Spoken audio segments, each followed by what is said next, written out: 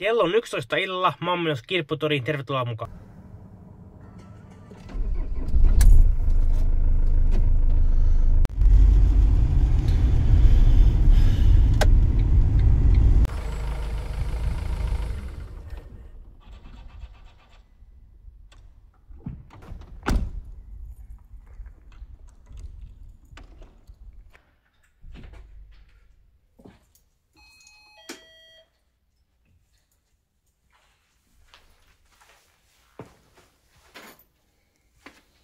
No niin, nyt ollaan saavuttu tänne Kirpputoriin ja ennen kuin me vaihdetaan toi kuittirulla, kun se on tänään loppunut.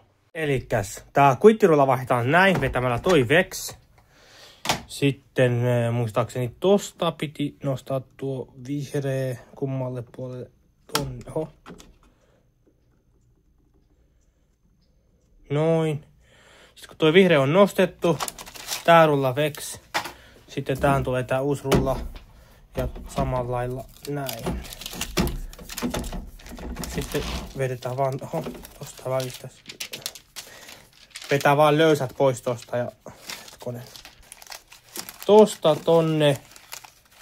Sitten se tulee niinku tuolta. Sitten sä vedät vaan sen näin. Sitten sä vedät tosta. Tonkin ja sitten se alkaa vetää tota. Sitten laitat ton kannenkin. Se on nyt vaikea laittaa yhdellä kädellä, niin mä laitan kameran pois hetkeksi. Oi, nyt se on vihdoin saatu kiinni siihen.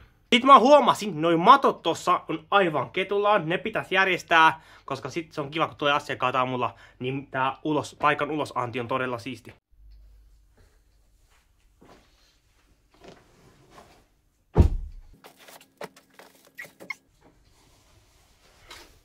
Kattokaa, tää seinämatto on vähän siisti. Kaksipuolinen. Oi että. Tossa se kasa nyt on. Ainoa mitä me saatiin aikaiseksi on sitepölyallergia ja rumempi kasa. Ja sitten olisi vuorossa käydä kaikki pöydät läpi. Katsotaan mitä kaikkea siellä on. Onko ne kaikki järjestyksessä. Onko jostain hintaa pudonnut. Mutta ennen sitä lyödään toi valo päälle. Onpa hieno. Kato.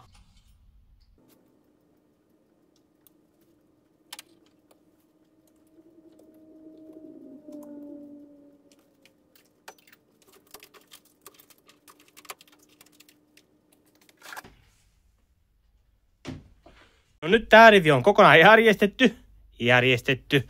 Ainoa mitä mä sain aikaiseksi on nämä lasten menopelit tähän nätisti riviin.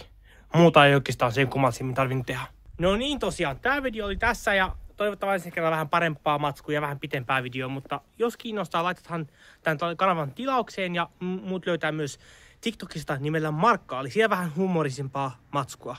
Kiitos ja näkemiin.